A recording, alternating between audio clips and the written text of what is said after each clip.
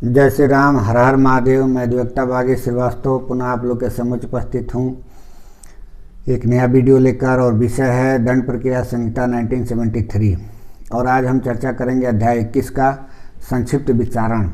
एक मजिस्ट्रेट द्वारा किन मामलों में संक्षिप्त विचारण किया जाता है।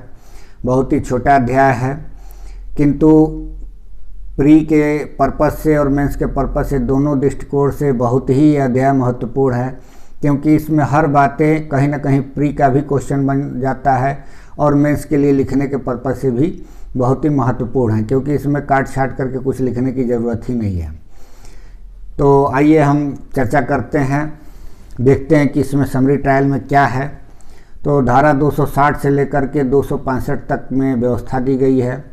धारा 260 में बताया गया है कि कौन व्यक्ति सक्षम है जो कि समरी ट्रायल कर सकते हैं।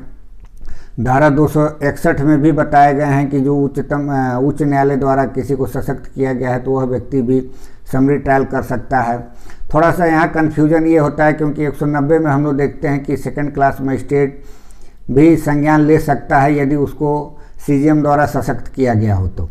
और यहाँ चूँकि समरी ट्रायल करने के लिए उच्च न्यायालय द्वारा सशक्त किया जाता है, तो ये थोड़ा सा कन्फ्यूजन क्रिएट करता है पढ़ते वक्त। लेकिन जब 2 बार 3 बार कोई व्यक्ति पढ़ेगा तो उसको ये कन्फ्यूजन भी दूर हो जाता है। तो एक चीज़ ये बातें कही गई। दूसरी बात इसमें ये कही गई कि किन विषयों पे संक्षिप्त ट्रायल होगा, तो उसके लिए इसमें कुछ गिनाए हुए अपराध हैं, उन्हीं का ही संक्षिप्त विचारण किया जा सकता है।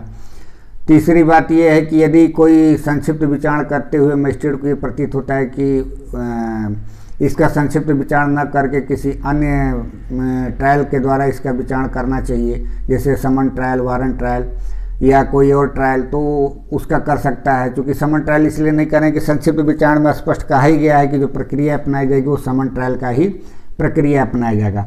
अर्थात कोई वारंट ट्रायल करना चाहता है तो वो कर सकता है, उसके लिए कोई बाउंडेशन नहीं है कि समरी ट्रायल चालू कर दिया है और उसे बीच में ही दौरान विचारण पता चलता है कि नहीं इसका ट्रायल वारंट ट्रायल के जरिए होना चाहिए, तो वो वारंट ट्रायल भी कर सकता है। चौथी बात इसमें ये कही गई कि यदि कोई सेकंड क्लास मजिस्ट्रेट को सशक्त किया गया उच्च न्यायालय द्वारा तो किन अपराधों का वो संक्षिप्त विचारण करेगा। तो उसमें बात कही गई है कि 6 महीना से अनधिक के कारावास से दंडनीय कोई अपराध है या जुर्माने का, उसी का ये संक्षिप्त विचारण कर सकता है और उसी के लिए उच्च न्यायालय सशक्त कर सकता है। बाकी के अपराधों के लिए संक्षिप्त विचारण के लिए सशक्त नहीं कर सकता है। और इसके बाद एक और बात आती है कि जब ये ट्रायल कर रहे हैं उसी दौरान यदि जजमेंट देना है, उसको निष्कर्ष पहुंचता है तो कितने का जजमेंट दे सकता है। तो इसमें स्पष्ट कहा गया है कि संक्षिप्त विचारण यदि किया जा रहा है तो उसमें जजमेंट 3 महीना से अधिक का नहीं होना चाहिए। तो ये कुछ खास बातें हैं जिनको ध्यान में रखना पड़ता है प्री के पर्पस से और मेंस के पर्पस से लिखने के लिए। तो आते हैं, देखते हैं कि क्या क्या व्यवस्थाएं दी गई हैं धारा 260 से 265 तक में। तो धारा 260 का उपधारा 1 कर है कि संहिता में किसी बात के होते हुए भी यदि कोई मुख्य न्यायिक मजिस्ट्रेट, कोई महानगर मजिस्ट्रेट, कोई प्रथम वर्ग मजिस्ट्रेट जो उच्च न्यायालय द्वारा इस निमित्त विशेषतः सशक्त किया गया है ठीक समझता है तो वो निम्नलिखित सब अपराधों का या उनमें से किसी एक का संक्षिप्त विचारण कर सकता है। अब वो अपराध कौन कौन से हैं? तो पहला है कि वे अपराध जो मृत्यु, आजीवन कारावास या 2 वर्ष से अधिक की अवधि के लिए कारावास से दंडनीय नहीं है। अर्थात कि जो 2 वर्ष से कम के सजा वाले अपराध हैं उन्हीं अपराधों का संक्षिप्त विचारण किया जा सकता है। दूसरा ये कह रहा है कि ऐसा कोई जो भारतीय दंड संहिता की धारा 379, 380 और 381 के तहत अपराध करता है, अर्थात चोरी का, और उसमें मूल्य जो है 2000 रुपये से अनधिक है, मतलब कि 2000 से अधिक का नहीं है। और ये संशोधन किया गया था सन 2005 में, उसके पहले 200 रुपया था, अब ये 2000 तक बढ़ा दिया गया है कि चोरी की जो मूल्य है, अगर जो संपत्ति की मूल्य 2000 से कम है या 2000 तक है तो उसका संक्षिप्त विचारण किया जा सकता है। फिर ये धारा कह रहा है कि धारा 411 के अधीन जो संपत्ति प्राप्त की जाती है चोरी की, तो उसका कोई यदि अपराधी है, रखे रखा है, तो उसके लिए भी ये समरी ट्रायल किया जा सकता है, लेकिन शर्त ये कि 2000 रुपये से अनधिक का उसका मूल्य नहीं होना चाहिए। पुनः ये कह रहा है कि धारा 454 और 456 के तहत अपराध कोई किया हो भारतीय दंड संहिता के, तो उसका संक्षिप्त विचारण किया जा सकता है। उसके बाद एक कह रहा है कि ऐसा कोई अपराध जो 504 और 506 के अधीन किया गया है और उसमें 2 वर्ष तक का कारावास है तो देना है, तो उसमें संक्षिप्त विचारण किया जा सकता है। इसके पश्चात ये कह रहा है कि पूर्ववर्ती अपराधों में से किसी अपराध का दुष्प्रण किया गया हो उसके लिए भी, या इसका प्रयत्न किया गया है तभी वो संक्षिप्त विचारण कर सकता है।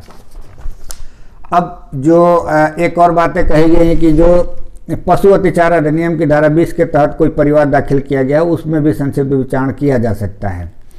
और जो अभी हमने बात किया था कि यदि कोई मजिस्ट्रेट संक्षिप्त विचारण कर रहा है तो उसको यदि लगता है कि इसका संक्षिप्त विचारण नहीं करना चाहिए, वारंट ट्रायल के तरह से करना चाहिए, तो फिर उसके लिए यही उपधारा 2 बताता है 260 का कि जब संक्षिप्त विचारण के दौरान मजिस्ट्रेट को प्रतीत होता है कि मामला इस प्रकार का है कि उसका विचारण संक्षिप्त किया जाना अवांछनीय है, तो वह मजिस्ट्रेट किन्हीं साक्षियों को जिनकी परीक्षा की जा चुकी है पुनः बुलाएगा और मामले को इस संहिता द्वारा उबंधित रीति से पुनः सुनने के लिए अग्रसर होगा।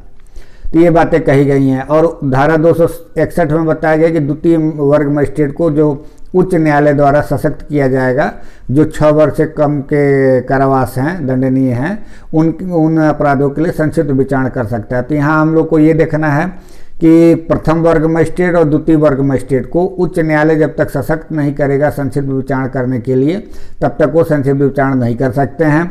बाकी के लिए chief judicial magistrate, metropolitan magistrate, ये कंपिटेंट अथॉरिटी होती है जो कि संक्षिप्त विचारण कर सकते हैं।